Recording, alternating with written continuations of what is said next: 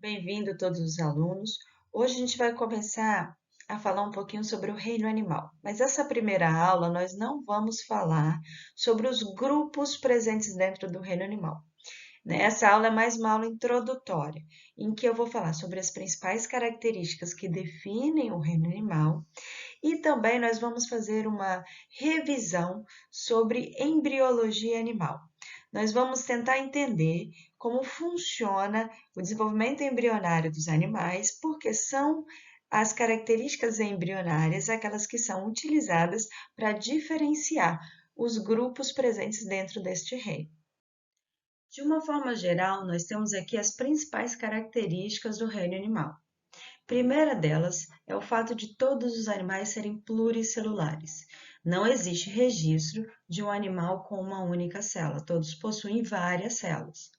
Segunda característica é o fato de todos os animais serem eucariontes. Isso significa que as suas células possuem envoltório nuclear, que é aquela membrana que delimita o núcleo da célula, que é chamada de carioteca.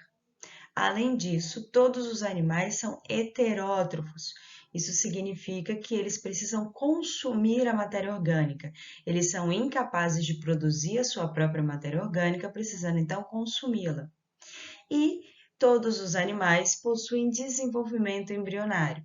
Existem diferentes estágios nesse desenvolvimento embrionário, mas todos os animais, todos aqueles que pertencem ao reino animal, possuem algum tipo de desenvolvimento embrionário. Existem diferentes propostas de classificação para o reino animal. Essa que vocês estão vendo foi proposta em 2005 e divide o reino animal em 9 filos. Então, nós temos aí os 9 filos que estariam formando o reino animal, que é o filo Porífera, Quinidária, Plateumintes, Molusca, Anelida, Nematoda, Artrópoda, Equinodermata e Cordata. A nossa proposta é que, durante o nosso estudo sobre o reino animal, nós vamos falar um pouquinho sobre cada um desses filos. Hoje, nós vamos falar, na verdade, sobre as características que são utilizadas para poder separar esses filos. Então, hoje nós vamos estudar as principais características que nós utilizamos para distinguir um filo do outro. A maioria destas características são características embriológicas, ou seja, nós não observamos nos adultos, e sim nos seus embriões. Então, para que a gente possa compreender essas características, na aula de hoje a gente vai revisar um pouquinho sobre desenvolvimento embrionário. O estudo do desenvolvimento embrionário animal, ou embriologia, faz parte da matéria de biologia do segundo ano do ensino médio. Então, pode ser que alguns de vocês já tenham estudado isso o ano passado. Mas mesmo que vocês não tenham estudado, com a aula de hoje eu espero que a gente possa aprender um pouquinho sobre as principais características do desenvolvimento embrionário animal e, consequentemente, entender as principais características que são utilizadas para distinguir os filos dentro do reino animal. Então, vamos começar o estudo sobre a embriologia animal do início, a partir da fecundação. Nós temos aqui o gameta masculino, que é o espermatozoide. Espermatozoide é o nome dado para o gameta masculino de todos os integrantes do reino animal, não apenas os seres humanos. Então, o gameta masculino dos insetos se chama espermatozoide, o gameta masculino dos cães também se chama espermatozoide, assim como o gameta masculino dos humanos. O formato do espermatozoide vai variar de um grupo de animais para outro. Então, existem alguns espermatozoides com mais de um flagelo, com o formato da cabeça diferenciado. Nós temos aí para representar o espermatozoide do reino animal, o que todos nós conhecemos, que é o espermatozoide típico dos humanos, ok? Mas ele vai variar de formato de um grupo para outro.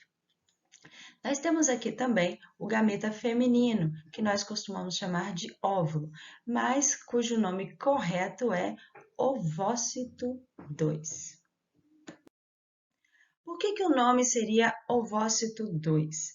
Porque, na verdade, o ovócito 2 é aquela célula que vai ser liberada do ovário no momento em que a fêmea ovular.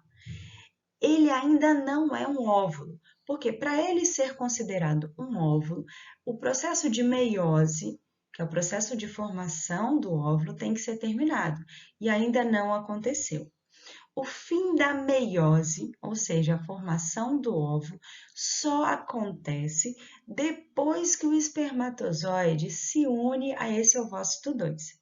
Então, o que acontece? O espermatozoide ele vai se unir ao ovócito 2 e depois dessa união é que o ovócito 2 vai terminar a sua meiose para a formação do óvulo, ok? Só que enquanto esse ovócito 2 está fazendo essa meiose, ainda não houve a fusão dos núcleos.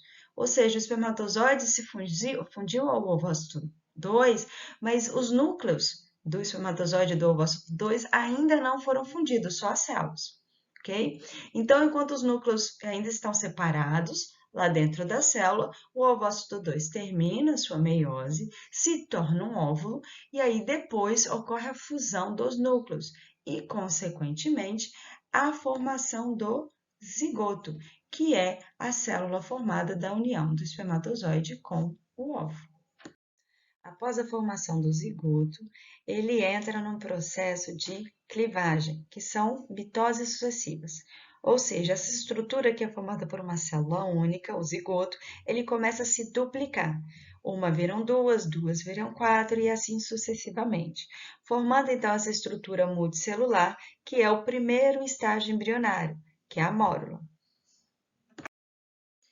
Cada célula que forma a mórula vai ser chamada de blastômero. Então, a mórula, ela é formada de vários blastômeros, várias células, uma conectada à outra. Esse primeiro estágio embrionário, a mórula, agora entra num segundo processo, que é um processo chamado de blastulação, que vai formar o segundo estágio embrionário, que é a blástula. O que vai ocorrer para a formação da blástula? Vai ocorrer uma migração dos blastômeros, que são as células que formam o embrião, eles vão migrar para a periferia do embrião, ou seja, para a parte mais externa do embrião. E o meio do embrião vai ficar, de certa forma, vazio. Para poder mostrar isso, né, e isso ficar mais claro para vocês, a gente teria que ver o embrião cortado ao meio, a gente teria que ver o centro do embrião. Então, nós vamos, a partir de agora, né, continuar estudando o desenvolvimento embrionário, mas observando um corte longitudinal do embrião. O que seria um corte longitudinal? Coloquei aí essa maçã para ficar mais fácil de entender. Corte longitudinal é quando você corta, né, seguindo, né, o eixo longitudinal, ou seja, da parte superior para a parte inferior. Então, a gente tem uma maçã cortada longitudinalmente. E é assim que a gente vai ver o embrião daqui por diante. Okay? Nós vamos ver o embrião cortado, porque assim nós conseguimos ver as diferenças internas desse embrião. Então, voltando aqui, nós temos o segundo estágio embrionário, que é a blástula. E a blástula se diferencia da mórula porque as células migraram para a periferia, mas eu só consigo ver isso se eu cortar o embrião. Então, cortando o embrião, a gente consegue ver que as células que formam a blástula, elas migraram para a periferia, deixando então esse espaço interno.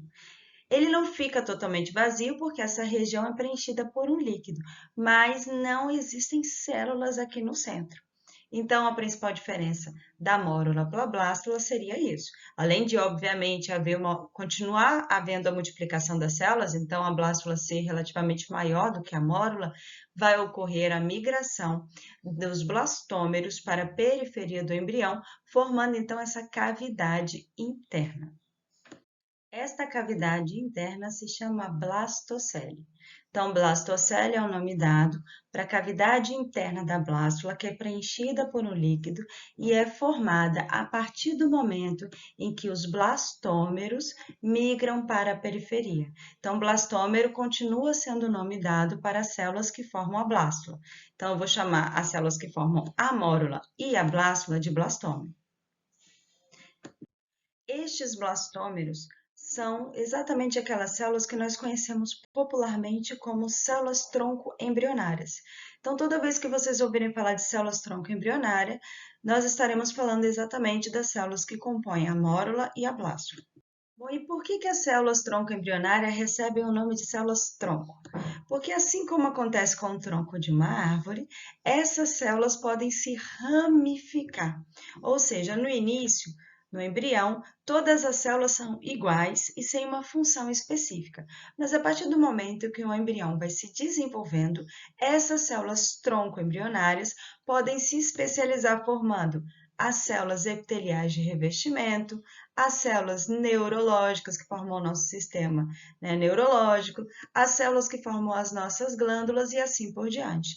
Então, no início, as células são todas iguais e sem uma função específica, que são as células tronco-embrionárias, e depois elas se diferenciam, formando todas as células que formam o nosso organismo. Continuando aqui o desenvolvimento embrionário, nós teremos então o terceiro estágio embrionário, que é o estágio de gástrula. O processo de formação da gástrula, que ocorre a partir da blástula, é um processo chamado de gastrulação. O que ocorreu para que houvesse a gastrulação? Ocorre uma invaginação da blástula, ou seja, a blástula começa a se dobrar. Essa região aqui inferior, né, da blástula, ela começa a se dobrar entrando dentro do embrião. Isso que nós chamamos de invaginação. Ela invagina, ela penetra no embrião. A blastocele vai continuar existindo, né? A blastocele era essa cavidade aqui interna da blástula, ela continua existindo aqui na gastro, ok? Então, é a mesma estrutura, tanto aqui na blástula quanto na gastro. Porém, aqui na gástrula, nós vamos ter a formação de uma segunda cavidade, que é uma cavidade chamada de arquêntero. Esse arquêntero ele é formado justamente a partir da invaginação, né, dessa região inferior do embrião. O arquêntero também é chamado de intestino primitivo. Árqueo significa primitivo ou antigo, êntero significa intestino. O orifício que se abre para o arquêntero vai ser chamado de blastóporo. Então, na gástrula, nós temos a formação de uma segunda cavidade embrionária, que é o arquêntero, o qual se abre através de um pequeno poro, um pequeno orifício, chamado de blastóporo. Lembrando que nós estamos analisando a blástula e a gástrula cortada, né? Lembra? O corte longitudinal. Se nós fôssemos observar tanto a blástula quanto a gástrula sem esse corte, nós veríamos assim. Não seria possível ver a blastocele, ou, no caso da gástrula, não seria possível ver nem a blastocele nem o arquêntero, né? Apenas o poro para a entrada do arquêntero, que é o blastóporo. Nosso estudo agora sobre o desenvolvimento embrionário, ele vai focar nesta fase embrionária, que é a fase de gastro. Então, vamos lá. Na formação da gastro, nós mantemos a blastocele, mas temos o surgimento de uma segunda cavidade embrionária, como eu disse, que é o arquêntero, e de um poro, né, uma abertura que é chamada de blastóporo. Porém, além da formação do arquêntero e do blastóporo, uma outra coisa muito importante que ocorre na fase da gástrula é a formação dos folhetos germinativos, ou folhetos embrionários. Os folhetos germinativos ou folhetos embrionários são tecidos primitivos, ou seja, são aquelas estruturas no embrião que vão se desenvolver e depois, no adulto, formarão os tecidos corporais. Inicialmente, a fase de gástrula só tem dois folhetos germinativos, que é a ectoderme e a endoderme. Ecto significa externo. Então, ectoderme é a camada de células externa da gástrula, que é que a gente está, né, representando aqui pela coloração laranja. E a endoderme, endo significa interno. Então, a endoderme é a camada de células interna da gástrula. Alguns animais só têm esses dois folhetos germinativos, a ectoderme e a endoderme. Quando o animal só tem a ectoderme e a endoderme, ele é chamado de diblástico. Então, animal diblástico é aquele que possui apenas dois folhetos germinativos, endoderme e ectoderme. No entanto, existem animais em que é formado um terceiro folheto germinativo, que é a mesoderme. Meso significa meio, então mesoderme é aquela que fica no meio entre a ectoderme e a endoderme. Os animais que têm os três folhetos germinativos, ectoderme, mesoderme e endoderme, são chamados de animais triblásticos. Ok? Então, animais que só têm dois folhetos germinativos, ectoderme e endoderme, são diblásticos, e os animais que têm os três folhetos germinativos, ectoderme, mesoderme e endoderme, são chamados de triblásticos. Bom, como se forma a mesoderme? A mesoderme pode ser formada de duas formas diferentes, ok? A gente vai ver aqui que tem uns nomes, né, um pouquinho estranhos, mas não é difícil de entender. Nós temos aqui, então, duas formas de se formar a mesoderme. A primeira forma em que a mesoderme é formada é chamada de esquizocelia. A esquizocelia é o processo pelo qual a mesoderme é formada a partir das células próximas ao blastóporo, ok? Lembrando, o blastóporo é esse orifício que se abre para o arquêntero. Por que o nome é esquizocelia? Porque esse blastóporo é uma fenda, né? Um orifício, uma fenda. E esquizo significa fenda. Então, os animais esquizocelomados são aqueles animais cuja mesoderme foi formada a partir das células próximas à fenda, próximos ao blastóporo. O segundo processo de formação da mesoderme seria a partir dessas células superiores, né, das células do teto do arquêntero. Esse processo que forma a mesoderme a partir das células do teto do arquêntero, da parte superior do arquêntero, é chamado de enterocelia. Por que enterocelia? Porque entero, como eu disse nos slides anteriores, significa intestino, arquêntero. Então, os enterocelomados são aqueles animais cuja mesoderme se forma a partir das células do arquêntero. Continuando o nosso estudo embrionário, né, da fase de gástrula, nós temos aqui uma gástrula triblástica, ou seja, com três folhetos germinativos, ectoderme, mesoderme e endoderme. E também temos na fase de gástrula a formação do arquêntero, que, como eu disse, é o intestino primitivo, e o blastóporo. Só lembrando, se o arquêntero é o intestino primitivo, isso significa que no adulto, este arquêntero vai formar o trato digestivo. Então, todo o trato digestivo, todo o nosso trato digestivo, lá no embrião, era representado pelo arquêntero. Como o arquêntero vai formar o trato digestivo, isso quer dizer que a abertura para o arquêntero, que é o blastóporo, pode formar duas estruturas diferentes, que é a boca ou o ânus. Os animais em que o blastóporo dá origem à boca são os chamados animais protostômicos. Já os animais em que o blastóporo dá origem ao ânus são chamados de animais deuterostômicos. Isso não significa que nos protostômios só existe a boca ou que nos deuterostômios só existe o ânus. Não, ok? Quando eu falo que um animal é deuterostômio, quer dizer que o blastóporo deu origem ao ânus. A boca pode ser formada, mas ela vai ser formada a partir de uma outra estrutura, a partir de um outro processo embrionário, e não a partir diretamente deste blastóporo. Então, relembrando o que eu acabei de falar, protostômios, animais em que o blastóporo dá origem à boca. Deuterostômios, animais em que o blastóporo dá origem ao ânus. Bom, todo o desenvolvimento embrionário da gástrula que nós vimos até o momento era analisado em um corte longitudinal, né? Que é aquele corte da parte superior para a parte inferior. Mas agora nós precisaremos utilizar um segundo corte, né? Para conseguir analisar a gástrula, que é o chamado corte transversal. De novo, para ficar mais fácil de entender, vamos usar uma maçã.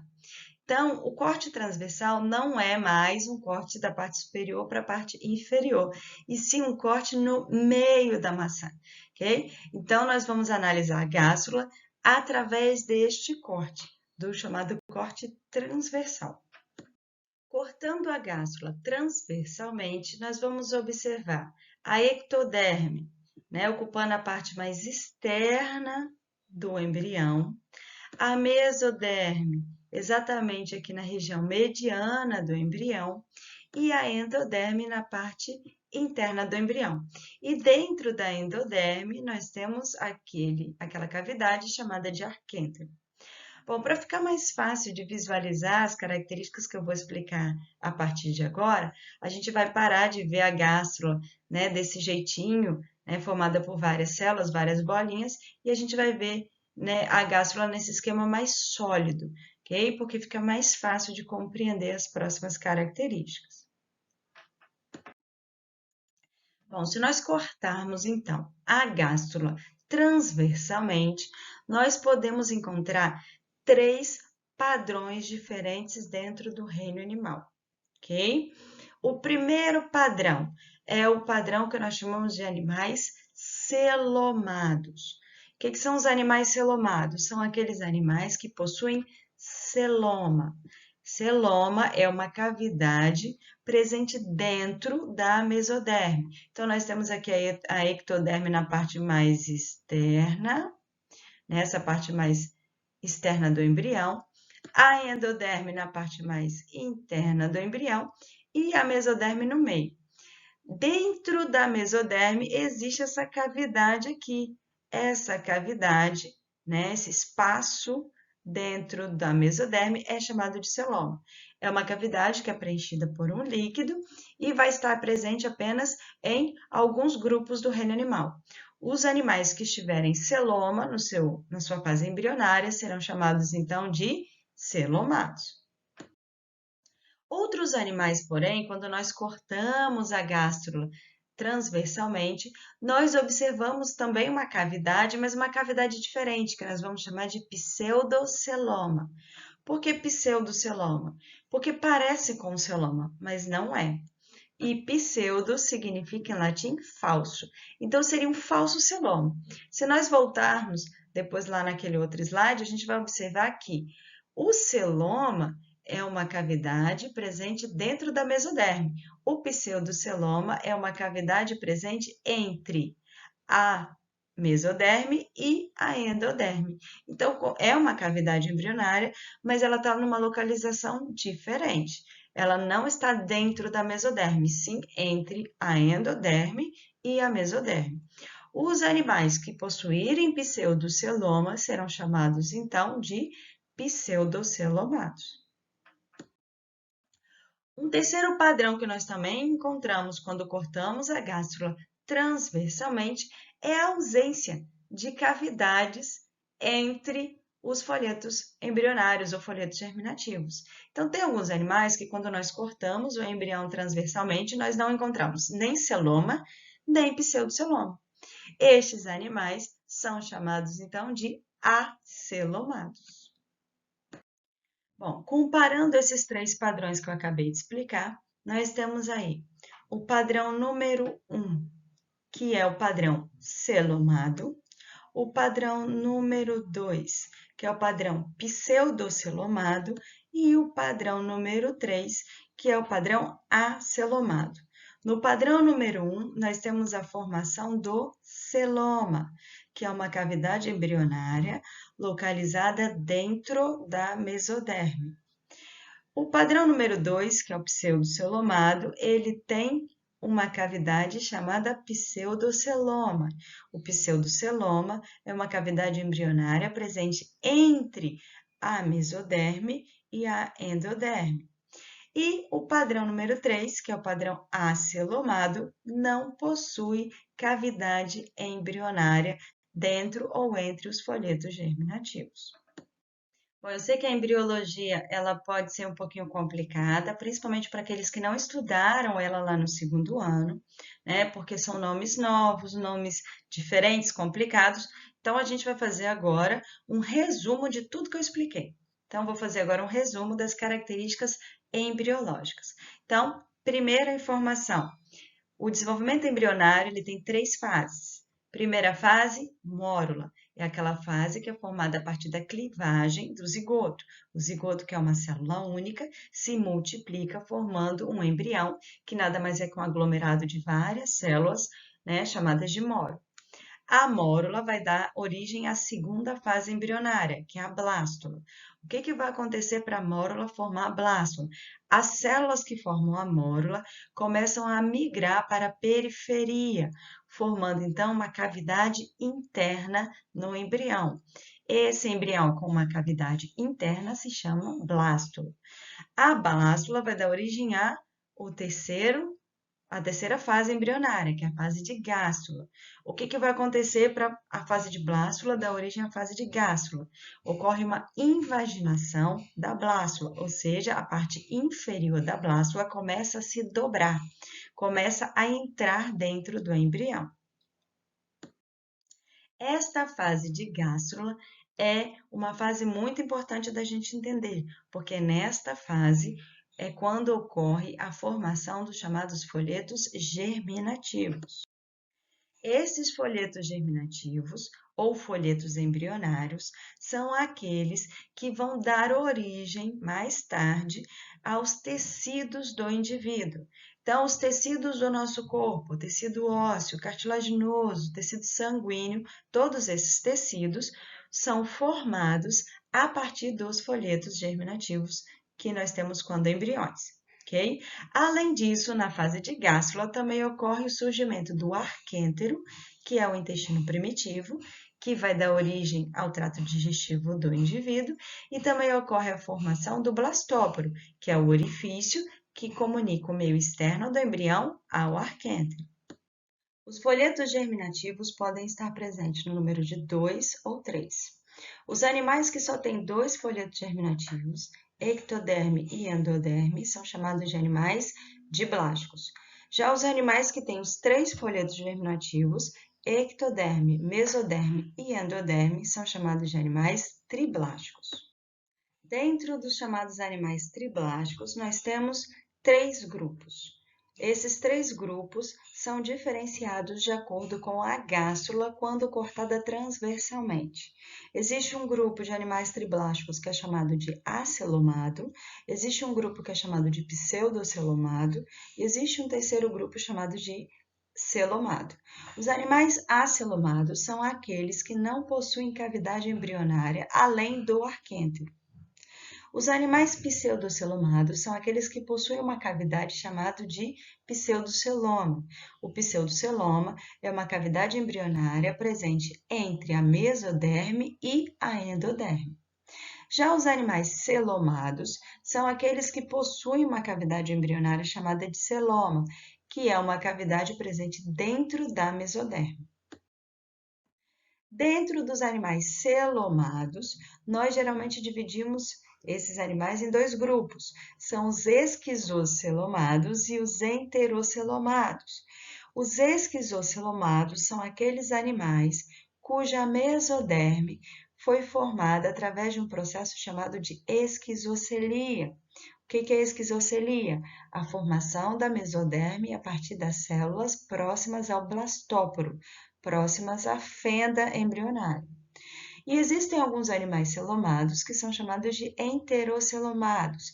São aqueles cuja mesoderme foi formada a partir da enterocelia, ou seja, a partir das células do topo do arquêntero.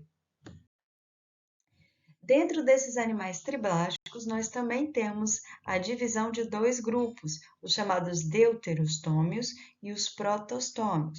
Os deuterostômios são aqueles em que o blastóporo dá origem primeiro ao ânus, e os protostômios são aqueles em que o blastóporo dá origem primeiro à boca. Com essa revisão sobre a embriologia animal, foi para tentar auxiliar vocês a entender o que a gente vai ver a partir das próximas aulas, que é justamente a diferenciação entre os grupos de animais. Eu sei que pode parecer complicado, principalmente para quem nunca estudou embriologia, mas a gente vai fazer atividades para revisar todas essas informações que eu trouxe agora e qualquer dúvida, por favor, questionem lá no fórum.